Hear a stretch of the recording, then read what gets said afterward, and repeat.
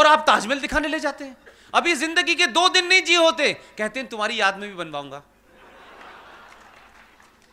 और ताजमहल लाके घर पर रख लेते हैं। बेचारी उसी से डरती रहती, उसको समझ नहीं आता मसला क्या है। पति का फंडा क्लियर है, इस बेचारी का क्लियर नहीं है।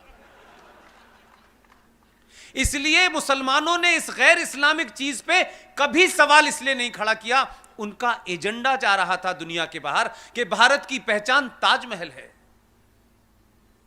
इसलिए मैंने कहा आपका बदलाव, आपकी सोच के बदलाव ने सत्ता पे बैठने वालों को यह मजबूर कर दिया कि वो सच बात कहें, और अगर किसी को लगता है कि कोई वोट बैंक उनसे नाराज हो जाएगा, तो फिर अगले 50 साल तक 90 करोड़ हिंदुओं को वोट बैंक बनने में क्या बुराई है। वोट बैंक हम भी रहेंगे, जाओ जिसको जो करना है। अगर वोट बैंक का ही झगड़ा है तो हमसे बड़ा वोट बैंक कौन होगा। आपका आदमी राष्ट्रपति भवन गया, होमवर्क पूरा करता है, यही उसकी तारीफ मैं करता हूं। और देश में पहला प्रधानमंत्री इसलिए शायद उसका अच्छा होमवर्क है कि 15 साल की ठीक ठाक ट्रेनिंग लेके गया है गुजरात से। अब तक इस देश में हवाई जहाज उड़ाते उड़ाते लोग प्रधानमंत्री बने, उन्हें पता ही नहीं था करना क्या है। पायलट थे, जहाज चलाते चलाते देश चलाने लगे। किसी की पुत्री थी इसलिए प्रधानमंत्री बनी, एक सोते रहते थे हमेशा प्रधानमंत्री बन के। कलाकार इस देश में बने, इसलिए इस समाज को 5000 साल पुरानी सभ्यता को लोग सीरियस ही नहीं समझते थे। कहते अगर उस देश के प्रधानमंत्रियों का यह हाल है तो समाज का क्या होगा। लिहाजा वो शख्स राष्ट्रपति भवन गया, राष्ट्रपति से उसने एक ही सवाल पूछा कि भारत राष्ट्र की पहचान के नाम पर हम दुनिया में आने वाले राष्ट्राध्यक्ष, प्रेसिडेंट, प्राइम मिनिस्टर्स को क्या देते हैं। वो पुराने खाटी कांग्रेसी थे, उन्होंने कहा ताजमहल दिया जाता है।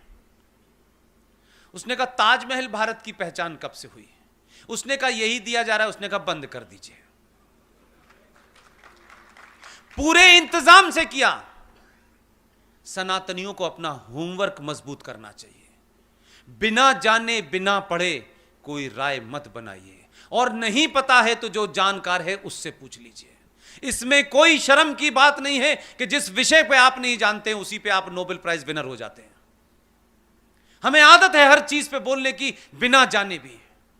इस समाज में लोग हैं, आप उनसे पूछ लें क्या ये हम सही सोच रहे हैं। मुझसे भी अगर कोई चीज नहीं आती है तो जो मेरे बड़े हैं मैं उनसे डिस्कस करता हूं।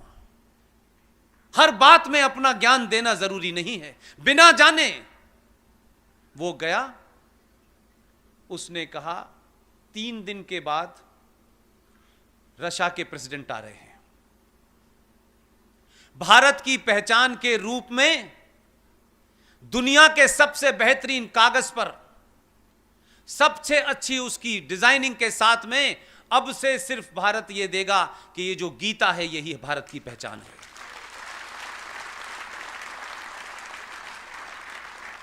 और जब गीता दी जाने लगी, लोग चीजों को समझते नहीं हैं।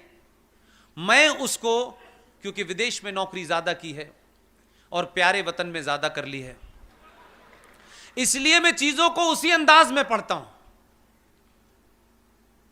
जब गीता दी जाने लगी, उसने इंतजाम कर दिया है कि जिस राष्ट्र का राष्ट्रपति या राष्ट्राध्यक्ष या प्राइम मिनिस्टर आएगा उसे उस राष्ट्र की भाषा वाली ही गीता दी जाएगी ताकि पढ़ ले आसानी से। इसलिए बहुत सारे लोगों को यह शायद बात पता नहीं है, क्योंकि हम अखबार दुनिया के नहीं पढ़ते और दुनिया हमारे बारे में क्या राय बदल रही है यह सोचते नहीं है। पिछले कई सालों में कोई 70 देशों के राष्ट्राध्यक्ष भारत आ चुके हैं। सबको गीता दी गई है। हम लोगों में यह बीमारी है कि हम अपने घर में कुछ चीज पढ़ते पढ़ाते नहीं है। गीता रखी है, कौन पढ़ेगा। दुनिया आपको ऐसे नहीं देखती। सबने गीता पढ़ी, अपने अपने देश के लोगों ने उस गीता को समझा है क्या ये कौन सा ग्रंथ है जो 70 साल में पहली बार भारत का राष्ट्रपति दे रहा है। उन्होंने अपने लोगों को, एक्सपर्ट को बुला बुला के समझा। पुतिन ने भी समझा, ट्रंप ने भी समझा। बालाकोट जब हुआ तो आपको लग रहा था कि आप इतने ताकतवर हो गए हैं कि दुनिया कुछ बोल नहीं रही है।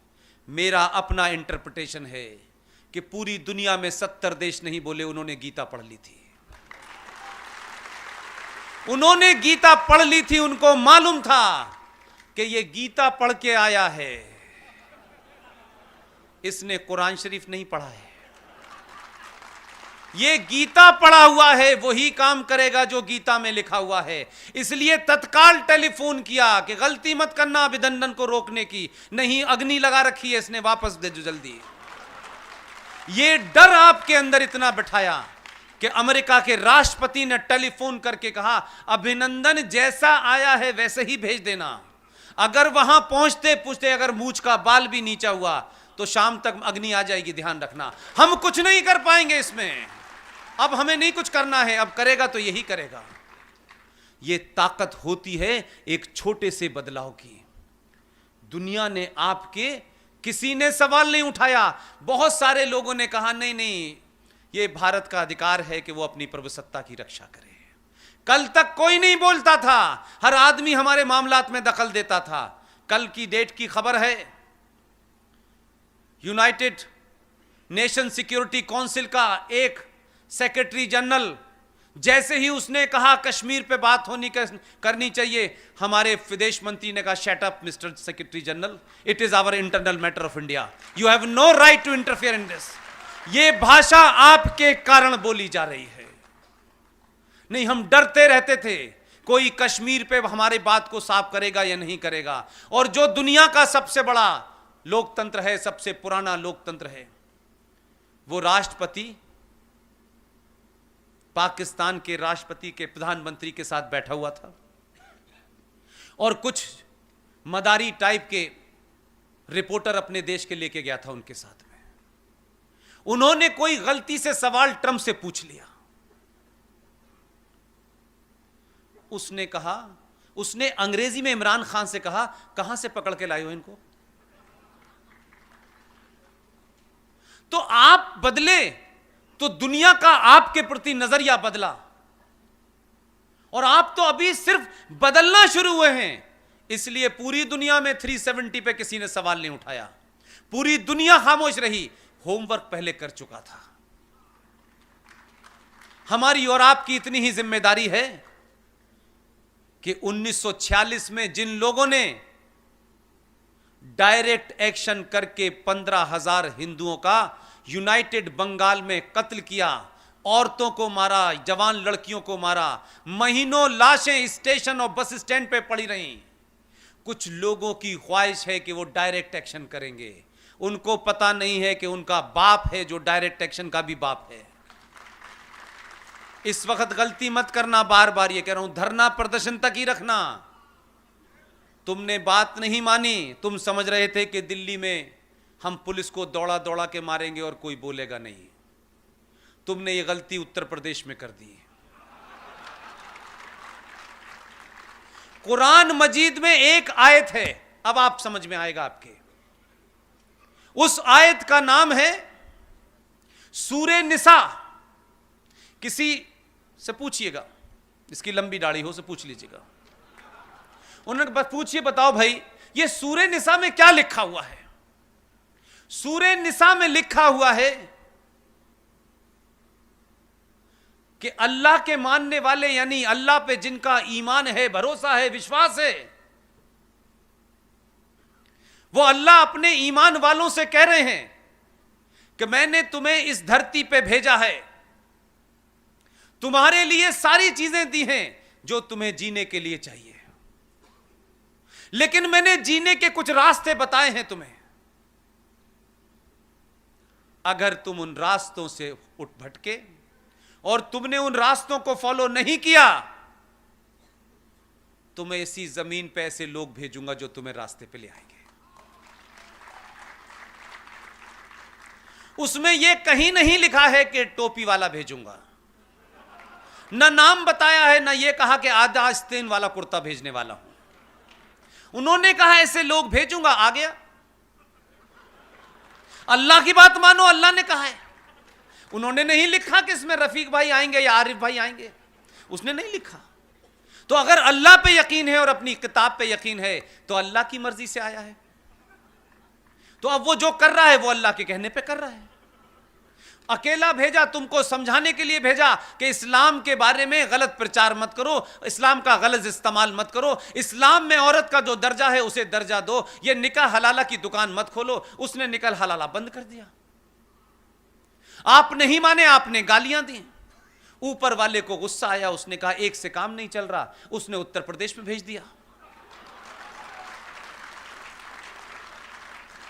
अब उत्तर प्रदेश में जिसको भेजा है उसने कहा आप प्रदर्शन करिए, यह लोकतांत्रिक अधिकार है। लेकिन अगर बस जलाते पकड़े गए, रेल जलाते पकड़े गए, वीडियो दिखाऊंगा, जितने की बस है उतनी वसूल लूंगा पैसे। घर पे नोटिस भेज दिया है अब्बा जान के, अब बाप बेटे 5 वक्त की नमाज पढ़ रहे, नोटिस वापस नहीं होगा। उन्होंने कहा पैसे जमा करो तब छोड़ूंगा। तो सत्ता के बदले हुए मिजाज के पीछे आप हैं।